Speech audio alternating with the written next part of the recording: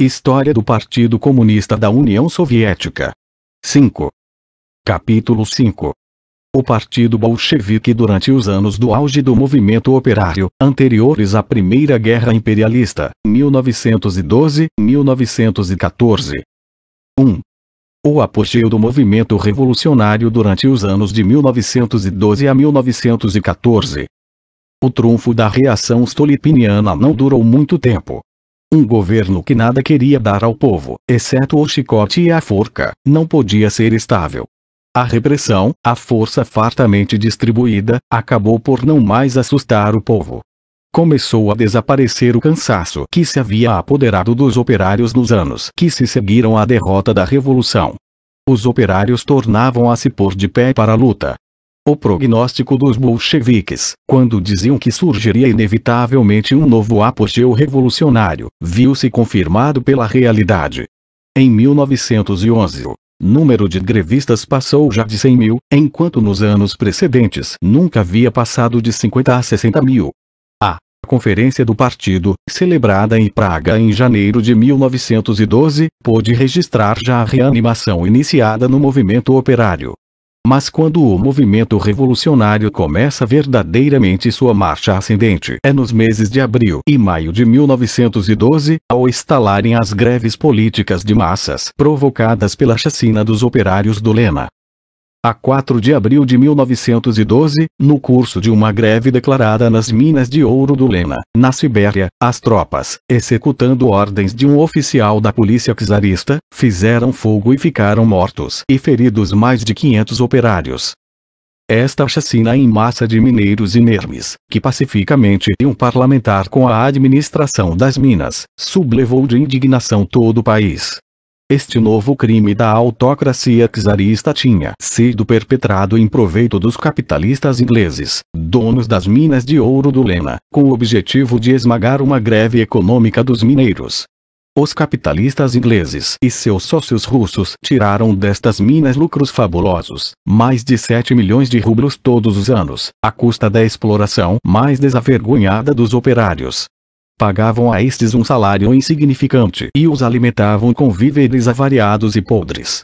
Cansados já de tantos abusos e vexames, os 6 mil operários das minas do Lena tinham abandonado o trabalho. O proletariado respondeu à chacina do Lena com greves, manifestações e comícios de massas em Petersburgo, em Moscou e em todos os centros e regiões industriais. Estávamos tão perplexos e tão comovidos, escreviam em sua resolução os operários de um grupo de empresa, que não conseguíamos encontrar as palavras necessárias.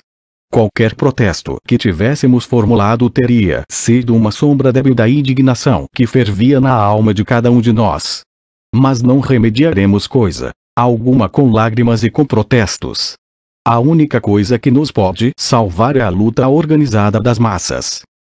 A indignação e a cólera dos operários cresceram ainda mais quando o ministro czarista Makarov, respondendo na Duma a uma pergunta da fração social-democrata a respeito dos motivos da chacina do Lena, declarou insolentemente: assim aconteceu e assim continuará acontecendo. O número de operários que tomaram parte nas greves políticas de protesto contra a chacina do Lena subiu a 300 mil. As jornadas do Lena foram um verdadeiro furacão desencadeado na atmosfera de pacificação criada pelo regime stolipiniano. Eis o que a este propósito escreve o camarada Stalin no jornal Zvezda Estrela, de Petersburgo, em 1912. As matanças do Lena quebraram o gelo do silêncio e o rio do movimento popular se pôs em marcha.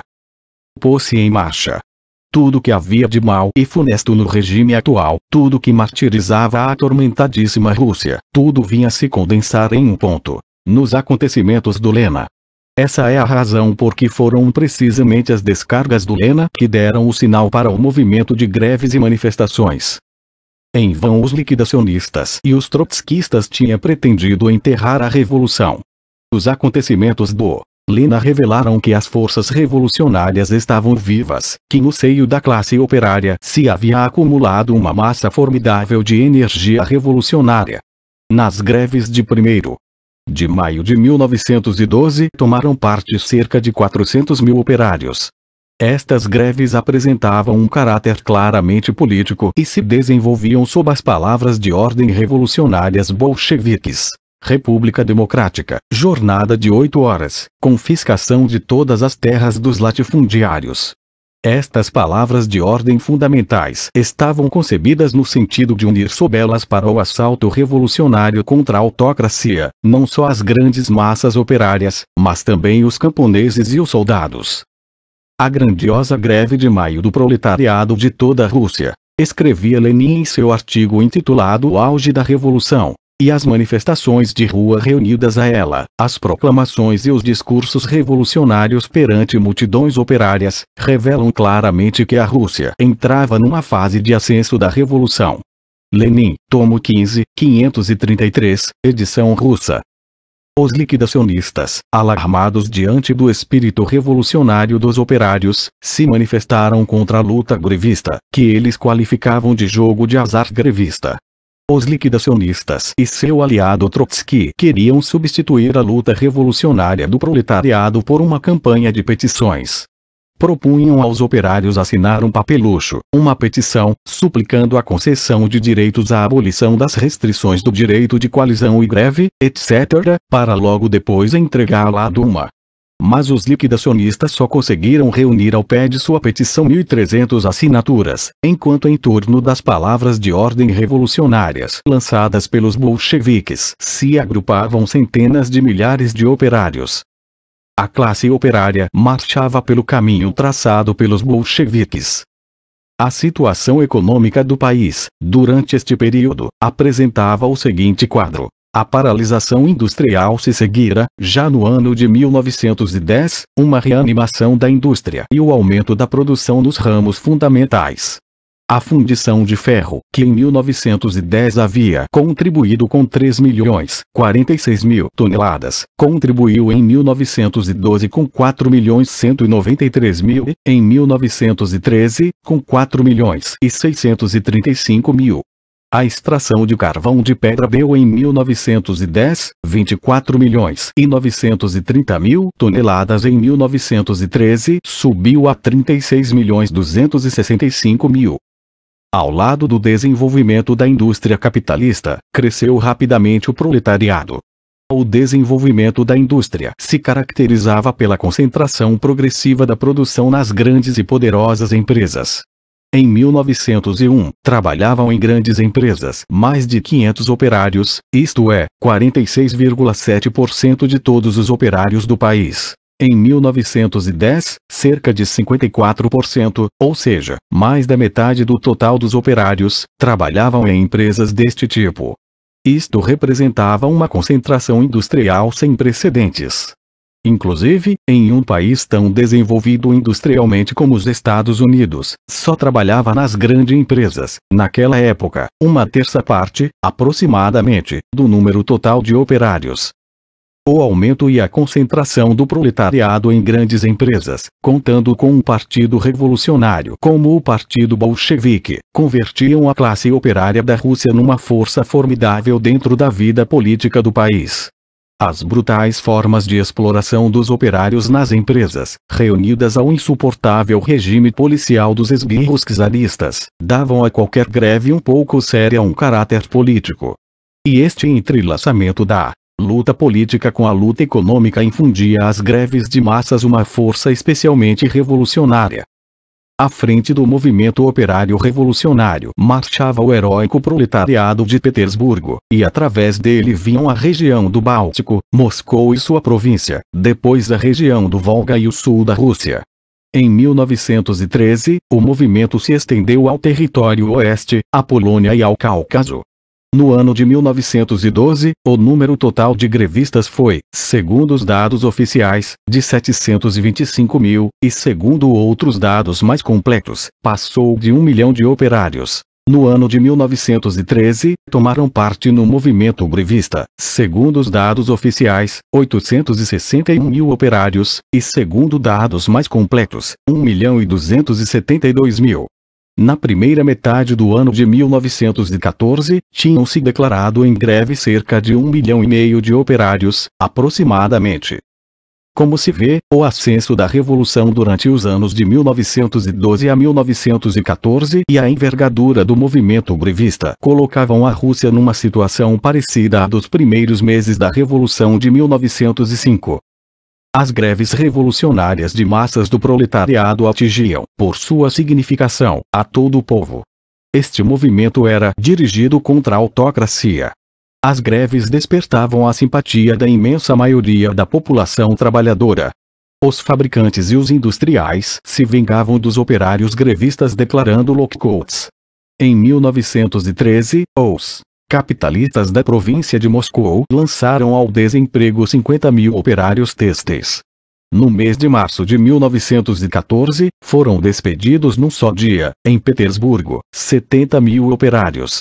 Os operários de outras empresas e ramos industriais ajudaram os grevistas e os camaradas que sofriam represálias, vítimas dos lockouts, com coletas em massa e, em certas ocasiões, com greves de solidariedade.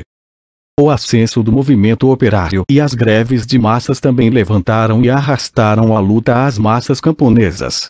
Os camponeses voltaram a se lançar à luta contra os latifundiários, destruindo seus bens e as propriedades dos kulaks. De 1910 a 1914 produziram-se mais de 13.000 ações camponesas. Começaram também a se produzir manifestações revolucionárias entre as tropas. Em 1912, estalou uma sublevação armada entre as tropas do Turquestão. Incubaram-se movimentos insurrecionais na esquadra no Báltico e em Sebastopol. O movimento de greves e manifestações revolucionárias, dirigidas pelo Partido Bolchevique, revelava que a classe operária não lutava por reivindicações parciais, por reformas, mas, sim, para libertar o povo do czarismo. A Rússia marchava rumo a uma nova revolução. Com o fito de estar mais perto da Rússia, no verão de 1912, Lenin se trasladou de Paris para Galitzia, na antiga Áustria. Aí, celebraram-se duas conferências de membros do CC e militares responsáveis, presididas por ele. Uma em Cracóvia, em fins de 1912, e outra, no outono de 1913, no pequeno povoado de Poronino, não longe daquela cidade. Nestas reuniões tomaram-se resoluções sobre os problemas mais importantes do movimento operário, sobre a marcha ascendente da revolução, sobre as greves e as tarefas do partido, sobre o fortalecimento das organizações clandestinas, sobre a fração social-democrata da Duma, sobre a imprensa do partido e sobre a campanha dos seguros sociais. 2. O jornal Bolchevique Pravda. A fração bolchevique da Quarta Duma. Uma arma poderosa com que o Partido Bolchevique contava para fortalecer suas organizações e conquistar influência entre as massas foi o diário Bolchevique Pravda A Verdade, que se editava em Petersburgo. Este jornal tinha sido fundado, segundo as indicações de Lenin, por iniciativa de Stalin, Ouminsky e Poletayev. Era um jornal operário de massas, que nasceu com o novo ascenso do movimento revolucionário. Seu primeiro número saiu a 22 de abril de 1912, 5 de maio do novo calendário. Foi um acontecimento verdadeiramente memorável para os proletários. Em homenagem ao aparecimento do primeiro número da Pravda, se resolveu declarar a data de 5 de maio jornada de festa da imprensa operária. Antes de aparecer a Pravda, publicava-se um semanário bolchevique com o título de Zvezda, destinado aos operários mais conscientes. Zvezda desempenhou um importante papel durante as jornadas do Lena. Em suas colunas veio à luz uma série de artigos políticos combativos de Lenin e Stalin, que mobilizaram a classe operária para a luta. Mas, nas condições criadas pela marcha ascendente da Revolução, ao Partido Bolchevique já não bastava como órgão semanal. Era necessário um diário político, destinado às grandes massas operárias. E isto é o que era a Pravda. Durante este período, a Pravda desempenhou um papel extraordinariamente importante. A Pravda atraiu para o bolchevismo as grandes massas da classe operária.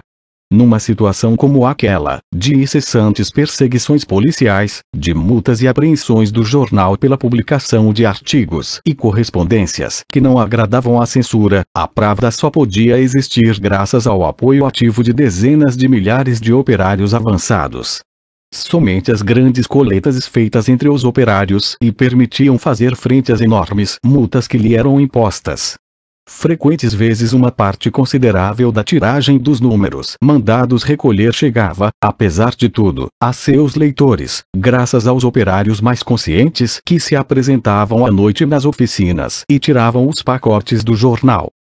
Em 2 anos e meio, o governo czarista suspendeu 8 vezes a publicação da Pravda, mas esta, com o apoio dos operários, reaparecia sempre com um novo título, semelhante ao proibido, por exemplo, Pela Pravda, O Caminho da Pravda, A Pravda do Trabalhador. Enquanto a Pravda vendia, em média, 40.000 exemplares diários, a tiragem do jornal menchevique Luxo Raio não passava de 15 a 16.000. Os operários consideravam a Pravda como alguma coisa sua, tinham grande fé nela e escutavam atentamente sua voz.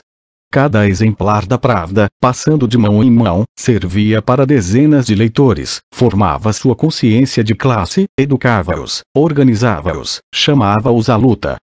De que falava a Pravda? Em cada um de seus números se publicavam dezenas de correspondências de operários, nas quais se descrevia a vida dos proletários, a brutal exploração e os múltiplos abusos e vexames que sofriam de parte dos capitalistas e seus gerentes e capatazes. Eram condenações enérgicas e precisas do regime capitalista. Nas notícias da Pravda apareciam frequentemente casos de suicídios de operários desempregados, mortos de fome e desesperados já de não encontrarem trabalho. A Pravda falava das necessidades e das reivindicações dos operários das diversas fábricas e ramos industriais, e contava como lutavam os operários por suas reivindicações. Quase em todos os números se informava o que havia sobre as greves realizadas nas diferentes empresas. Quando se desenvolviam greves importantes e grandes, o jornal organizava os operários de outras empresas e ramos industriais para que ajudassem com coletas os grevistas. Às vezes, nestas coletas para o Fundo de Ajuda aos Grevistas se reuniam dezenas de milhares de rublos, somas enormes para aqueles tempos, em que a maioria dos operários ganhavam de 70 a 80 centavos de rublos por dia. Isto educava os operários no espírito da solidariedade proletária e da consciência de unidade de interesses entre todos os operários. Não havia acontecimento político, não havia trunfo ou derrota, diante do qual os operários não reagissem enviando à Pravda cartas, saudações, protestos, etc. Em seus artigos, a Pravda esclarecia as tarefas do movimento operário segundo o ponto de vista consequentemente bolchevique. Seu caráter de jornal legal não lhe permitia aconselhar diretamente a derrubada do czarismo. Tinha que se exprimir por meio de alusões, que os operários conscientes compreendiam perfeitamente e se encarregavam de explicar às massas. Assim, por exemplo, quando a Pravda falava das reivindicações íntegras e completas do ano de 1905, os operários sabiam que se tratava das palavras de ordem revolucionárias dos bolcheviques. Derrubada do czarismo, República Democrática, confiscação das terras dos latifundiários e jornada de 8 horas. A Pravda organizou os operários avançados nas vésperas das eleições à Quarta Duma.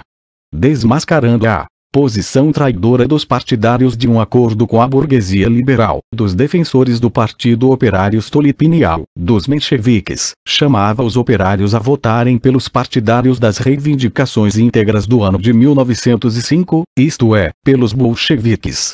As eleições eram de terceiro grau. Primeiro os operários elegiam em assembleia seus delegados, e esses logo depois designavam os mandatários, que eram os encarregados de votar nos deputados operários da Duma. No dia das eleições, a Pravda publicou a lista dos mandatários bolcheviques cuja candidatura recomendava aos operários. Não foi possível publicar esta lista antes, para não expor os candidatos recomendados ao perigo de serem presos. A Pravda ajudava a organizar as ações do proletariado.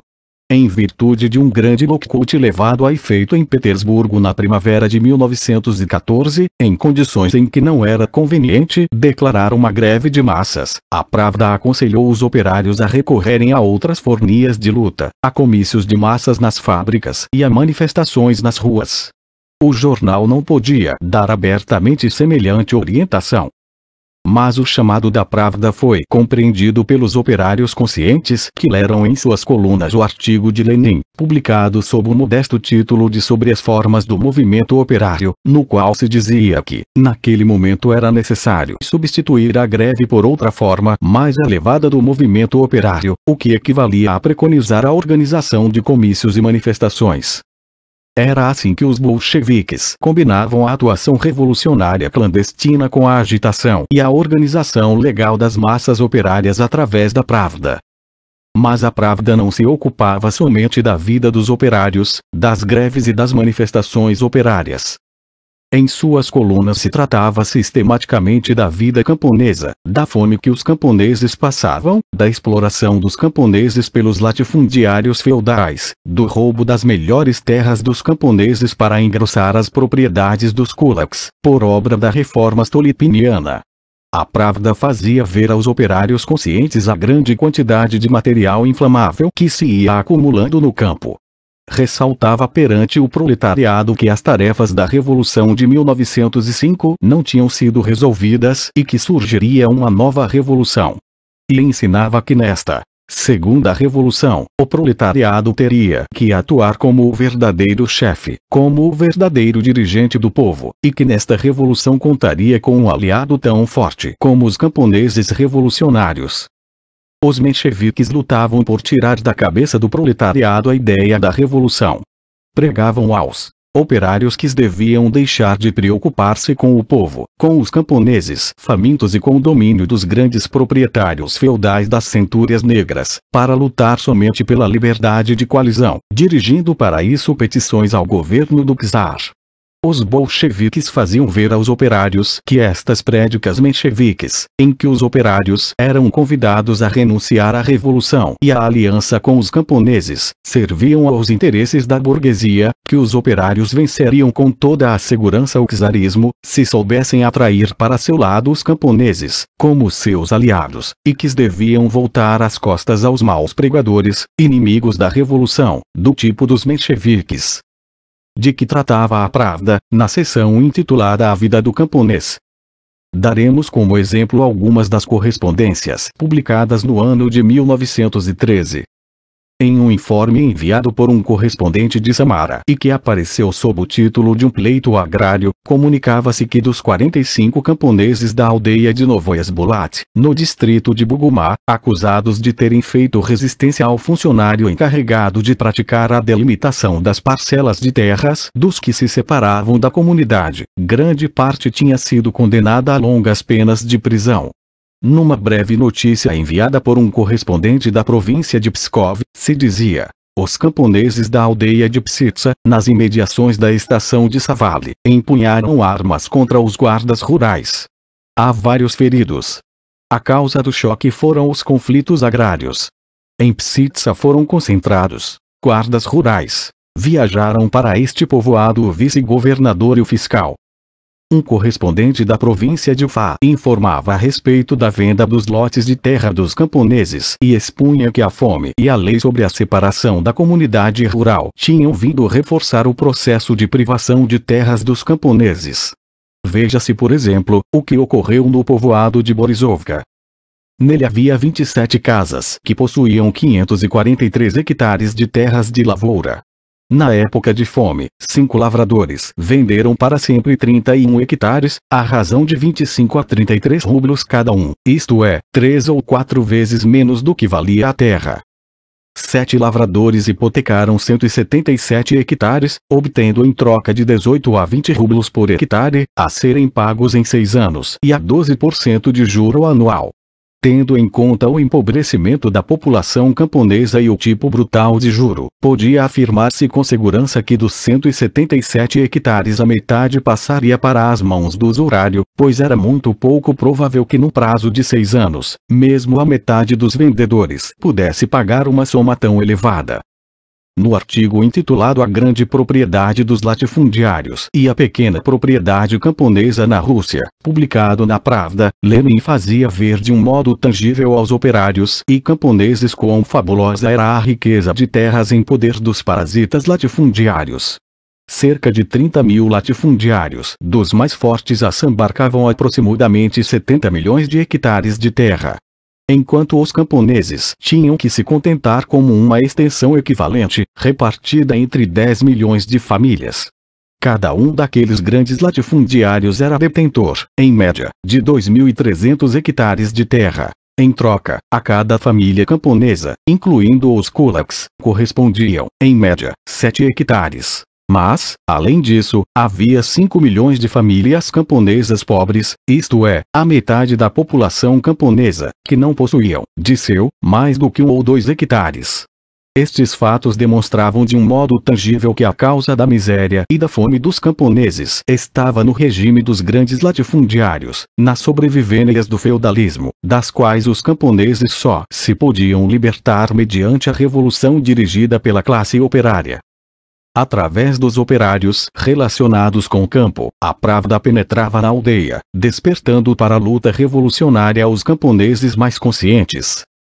No período em que se fundou a Pravda, as organizações social-democratas clandestinas estavam inteiramente nas mãos dos bolcheviques. Em troca, as formas legais de organização, a fração da Duma, a imprensa, as sociedades operárias de auxílios mútuos, os sindicatos, não tinham sido ainda inteiramente tirados das mãos dos mencheviques. Os bolcheviques tiveram que travar uma luta enérgica para desalojar os liquidacionistas das organizações legais da classe operária. Esta luta foi coroada de êxito, graças à Pravda. A Pravda ocupava um lugar central na luta em prol da causa do partido, em prol da reconstituição de um partido operário revolucionário de massas. Suas campanhas faziam com que as organizações legais se agrupassem estreitamente em torno dos centros clandestinos do Partido Bolchevique e encaminhavam o movimento operário para uma meta definida: a preparação da revolução. A Pravda contava com uma quantidade enorme de correspondentes operários. Mais de 11 mil correspondências operárias foram publicadas em suas colunas num só ano. Mas não eram as cartas e a colaboração de seus correspondentes o único meio pelo qual ela mantinha contato com as massas operárias. Sua redação era visitada diariamente por numerosos operários das fábricas. Nela se concentrava uma parte considerável do trabalho de organização do partido. Celebravam-se ali reuniões com os representantes das células de base do partido, ali chegavam os informes sobre o trabalho do partido nas fábricas e empresas industriais e dali se transmitiam as instruções do Comitê de Petersburgo e do Comitê Central do partido. Como fruto de 2 anos e meio de luta tenaz contra os liquidacionistas pela reconstituição de um partido operário revolucionário de massa, os bolcheviques conseguiram que, até o verão de 1914, o Partido Bolchevique, a Tantica Pravdista, contassem com as 4/5 partes dos operários ativos da Rússia. Assim o testemunha, por exemplo, o fato de que 5.600 grupos operários, dos 7.000 que em 1914 organizaram coletas para a imprensa operária, recolhessem dinheiro para os bolcheviques, e só 1.400 para os mencheviques. Em troca, estes dispunham de muitos amigos ricos entre a burguesia liberal e os intelectuais burgueses, que contribuíam com mais da metade do dinheiro necessário para sustentar seu jornal. Aos bolcheviques por esta época se costumava dar o nome de pravdistas. Com a Pravda se desenvolveu uma geração inteira do proletariado revolucionário que mais tarde havia de se pôr à frente da Revolução Socialista de Outubro. Atrás da Pravda marchavam dezenas e centenas de milhares de operários. Durante os anos de ascenso revolucionário, 1912 a 1914, se lançaram os sólidos alicerces de um partido bolchevique de massas, contra o qual tinham de se arrebentar todas as perseguições do czarismo no período da Guerra Imperialista. Sobre a Pravda no ano de 1912 se cimentou o trunfo do bolchevismo em 1917 Stalin. Outro órgão legal do partido, extensivo a toda a Rússia, era a fração bolchevique da Quarta Duma. Em 1912 o governo convocou as eleições à Quarta Duma. O partido bolchevique deu grande importância à participação nestas eleições. A fração social-democrata da Duma e a Pravda eram os pontos fundamentais da resistência legal para toda a Rússia, através dos quais o partido bolcheviques desenvolvia o seu trabalho revolucionário entre as massas. O partido bolchevique foi às eleições da Duma com sua plataforma independente e sob palavras de ordem próprias, lutando ao mesmo tempo contra os partidos governamentais e contra a burguesia liberal, contra os cadetes. Os bolcheviques desenvolveram sua campanha eleitoral sob as palavras de ordem de república democrática, jornada de 8 horas e confiscação das terras dos latifundiários. As eleições à Quarta Duma celebraram-se no outono de 1912. Em começos de outubro, o governo, descontente com a marcha das eleições em Petersburgo, tentou violar os direitos eleitorais dos operários numa série de grandes fábricas. Como resposta a isso, o Comitê de Petersburgo do Partido Bolchevique, por proposta do camarada Stalin, convidou os operários das empresas mais importantes a declararem uma greve de um dia. O governo, vendo-se colocado numa situação difícil, não teve outro remédio senão ceder, e as assembleias operárias puderam eleger os candidatos que melhor lhes pareceram. Os operários, por imensa maioria, votaram a favor do mandato aos delegados e ao deputado, redigido pelo camarada Stalin. O mandato dos operários petersburgueses a seu deputado operário recordava as tarefas ainda não resolvidas do ano de 1905. Achamos, dizia um mandato, que a Rússia se acha nas vésperas de movimentos de massas iminentes, talvez mais profundos que no ano de 1905, à frente destes movimentos se porá, como se pôs também no ano de 1905, a classe mais avançada de nossa sociedade, o proletariado russo. E seu aliado não pode ser outro senão a ultra-sofredora massa camponesa, vitalmente interessada na emancipação da Rússia. No mandato se declarava que as futuras ações do povo teriam que se revestir da forma de uma luta em duas frentes, tanto contra o governo czarista como contra a burguesia liberal, ansiosa de chegar a um acordo com o czarismo. Lenin dava grande importância a esse mandato, no qual se chamava os operários à luta revolucionária. E em suas resoluções os operários acolhiam este apelo. Os bolcheviques triunfaram nas eleições, sendo enviado à Duma, representando os operários de Petersburgo, o camarada Badaev. Os operários votavam, nas eleições da Duma, a parte dos demais setores da população, na chamada Cúria Operária. Dos 9 deputados eleitos pelos operários, 6 eram membros do partido bolchevique: Badaev, Petrovsky, Muranov, Samolinov, Chagov e Malinovsky, que se descobriu mais tarde ser um espião da polícia. Os deputados bolcheviques procediam dos centros industriais mais importantes nos quais estavam concentrado, pelo menos, as 4/5 partes da classe operária. Em troca, alguns liquidacionistas eleitos para a Duma não deviam sua eleição à Cúria Operária, mas a outros setores da população. Assim se explica que na Duma houvesse 7 deputados liquidacionistas frente aos 6 bolcheviques. Nos primeiros momentos, os deputados bolcheviques e os liquidacionistas constituíram na Duma uma fração social-democrática única. Mas em outubro de 1913, depois de uma luta tenaz contra os liquidacionistas, que entravavam o trabalho revolucionário dos bolcheviques, os deputados bolcheviques, seguindo as instruções de seu comitê central, saíram da fração social-democrata comum e passaram a constituir uma fração bolchevique independente. Os deputados bolcheviques pronunciavam na Duma discursos revolucionários, desmascarando o regime da autocracia e interpelavam o governo acerca dos atos de repressão contra os operários e a respeito da exploração desumana de que os capitalistas os faziam vítimas. Sua atuação na Duma versava também sobre o problema agrário e em seus discursos se incitava os camponeses a lutarem contra os latifundiários feudais e se desmascarava o partido cadete, contrário ao confisco das terras dos latifundiários e à sua entrega aos camponeses. Os bolcheviques apresentaram à Duma um projeto de lei sobre a jornada de 8 horas, projeto que, naturalmente, não podia ser aprovado pela ultra-reacionária Duma, mas que teve uma grande importância no terreno da agitação.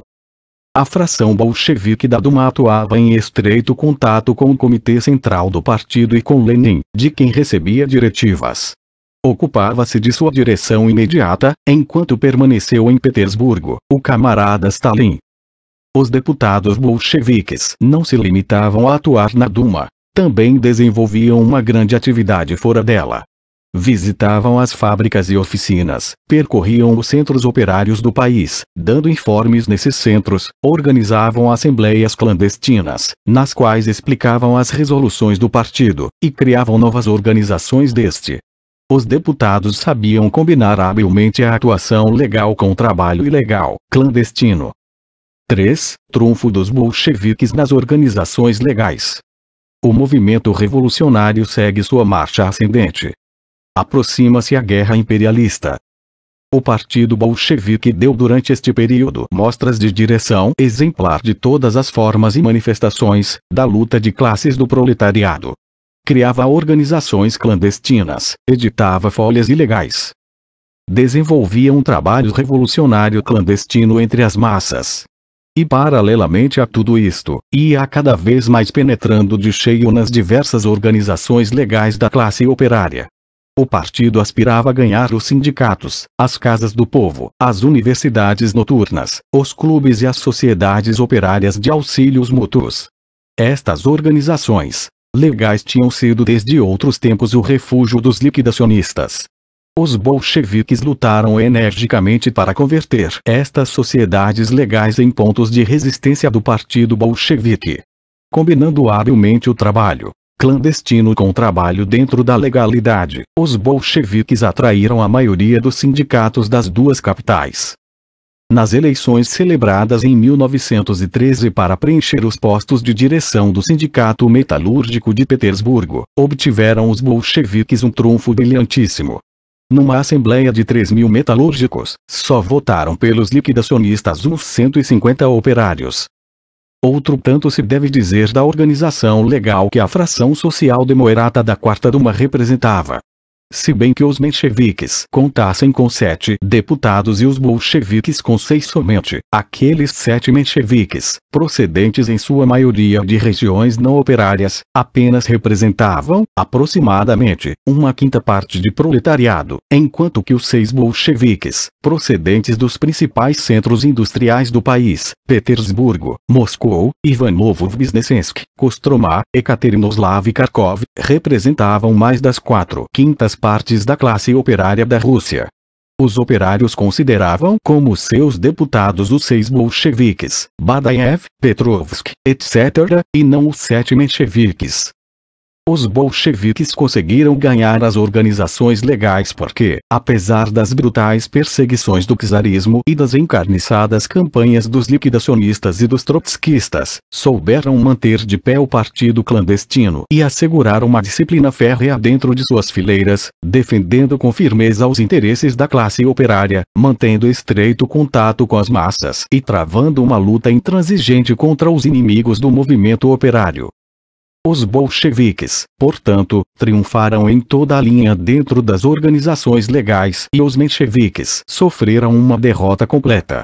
Tanto no terreno da agitação feita da tribuna da Duma, como no campo da imprensa operária e de outras organizações legais, os mencheviques foram relegados a segundo plano. A classe operária, arrastada pelo movimento revolucionário, se agrupava notadamente em torno dos bolcheviques e virava as costas aos mencheviques. Para cúmulo de seu fracasso, os mencheviques sofreram também uma derrota esmagadora no campo do problema nacional. Para atuar no movimento revolucionário da periferia da Rússia, era necessário ter um programa claro sobre o problema nacional. Os mencheviques careciam de qualquer programa, fora do ponto da autonomia cultural do Bund, que não podia satisfazer ninguém. Só os bolcheviques tinham um programa marxista sobre o problema nacional, programa exposto no estudo do camarada Stalin intitulado O Marxismo e o Problema Nacional e nos artigos de Lenin sobre o direito de autodeterminação das nações e notas críticas sobre o problema nacional. Não é de estranhar que, depois de tais derrotas dos mencheviques, o Bloco de Agosto começasse a fazer água por todas as juntas. Este bloco, composto dos elementos mais heterogêneos, não resistiu aos embates dos bolcheviques e começou a desmoronar-se. O Bloco de Agosto, criado para lutar contra os bolcheviques, não tardou a cair sob os golpes destes. Os primeiros que saíram dele foram os do grupo do Period-Avante Bogdanov, Lunacharsky, Etchk. Foram seguidos pelos letões, e logo depois se dispersaram todos os outros. Derrotados na luta contra os bolcheviques, os liquidacionistas apelaram para a ajuda da Segunda Internacional. Esta acudiu em seu socorro.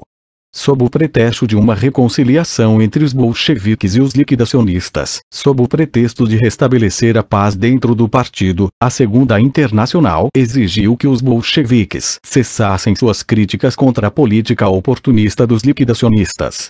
Mas os bolcheviques mantiveram uma atitude irredutível. Negaram-se a acatar as decisões da Segunda Internacional oportunista e não fizeram a menor concessão. O trunfo dos bolcheviques nas organizações legais não foi nem podia ser por acaso. Não só porque os bolcheviques eram os únicos que tinham uma teoria marxista certa, um programa claro e um partido revolucionário temperado nos combates, mas porque, além disso, o trunfo dos bolcheviques refletia a marcha ascendente do movimento revolucionário. O movimento operário revolucionário se desenvolvia cada vez mais, estendendo-se a novas cidades e regiões. Ao entrar o ano de 1914, as greves, longe de diminuir, cobraram novo ânimo. Aumentava sem cessar sua tenacidade, e arrastavam um número de operários cada vez maior. A 9 de janeiro se declararam em greve 250 mil operários, dos quais 140 mil somente em Petersburgo. A 1º de maio se registrou mais de meio milhão de grevistas, dos quais correspondiam a Petersburgo mais de 250 mil. A firmeza de que davam prova os operários grevistas era extraordinária. A greve da fábrica Obukov em Petersburgo durou mais de 2 meses e a da fábrica Lesner, uns 3 meses. As intoxicações em massa produzidas em uma série de fábricas em Petersburgo provocaram uma greve de 115 mil operários, seguida de manifestações. O movimento continuava crescendo. O número total de grevistas, durante um semestre de 1914, incluindo os primeiros dias do mês de julho, foi de 1.425.000 operários. Em maio, começou a greve geral dos operários da indústria petrolífera em Baku, que atraiu a atenção de todo o proletariado nisso. Esta greve se desenvolveu organizadamente. A 20 de junho, se celebrou em Baku uma manifestação de 20 mil operários. A polícia adotou medidas draconianas contra os operários daquela cidade. Em sinal de protesto e de solidariedade com os operários de Baku, estalou a greve em Moscou, de onde se estendeu a outras regiões. A 3 de junho, celebrou-se na fábrica Putilov de Petersburgo um comício, em consequência da greve de Baku. A polícia atirou contra os operários. Uma indignação enorme se apoderou do proletariado de Petersburgo. A 4 de julho, respondendo ao chamado do Comitê de Petersburgo do partido, declararam-se em greve nesta cidade, em sinal de protesto, 90 mil operários. A 7 de julho havia já 130 mil grevistas. A 8 de junho, 150 mil, e a 11 de junho, 200 mil. A agitação se apoderou de todas as fábricas. Por toda a parte se celebravam comícios e manifestações. Houve até tentativas de levantar barricadas, como, com efeito, chegaram a levantar-se em Baku e Lodz.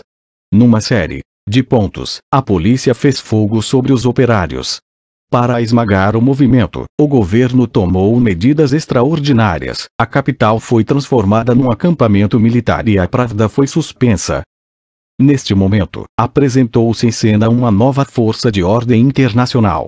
A guerra imperialista, que havia de mudar o rumo dos acontecimentos. Em pleno desenvolvimento dos acontecimentos revolucionários de julho, chegou a Petersburgo o presidente da República Francesa, Poincaré, para entrevistar-se com o czar e tratar do começo da guerra, que se avizinhava. Poucos dias depois a Alemanha declarava guerra à Rússia. O governo czarista se aproveitou da guerra para destroçar as organizações bolcheviques e asfixiar o movimento operário. A marcha ascendente da revolução foi interrompida pela Guerra Mundial, na qual o governo czarista buscava sua salvação contra a revolução. Resumo: Durante os anos do ascenso revolucionário, 1912 a 1914, o Partido Bolchevique se pôs à frente do movimento operário e o conduziu, sob as palavras de ordem bolcheviques, para a nova revolução. O partido soube combinar o trabalho clandestino com o trabalho legal. Vencendo a resistência dos liquidacionistas e seus amigos, os trotskistas e os otsovistas, se apoderou de todas as formas do movimento legal e converteu as organizações legais em pontos de resistência para sua atuação revolucionária. Lutando contra os inimigos da classe operária e contra seus agentes dentro do movimento proletário, o partido reforçou suas fileiras e reforçou seus vínculos com a classe operária. Valendo-se amplamente da tribuna da Duma para a agitação revolucionária e fundando um magnífico jornal operário de massas, a Pravda, o partido educou uma nova geração de operários revolucionários, a geração dos pravdistas. Esta geração de operários se manteve durante os anos da guerra imperialista, fiel à bandeira do internacionalismo e da revolução proletária. Mais tarde, constituiu o núcleo do Partido Bolchevique nas jornadas da Revolução de Outubro de 1917. Nas vésperas da Guerra Imperialista, o Partido Bolchevique dirigia as ações revolucionárias da classe operária. Estas ações eram combates de vanguarda, que a Guerra Imperialista acabou, mas que foram reiniciadas 3 anos mais tarde para a derrubada do czarismo. O Partido Bolchevique entrava na dura etapa da Guerra Imperialista com as bandeiras do internacionalismo proletário desfraldadas,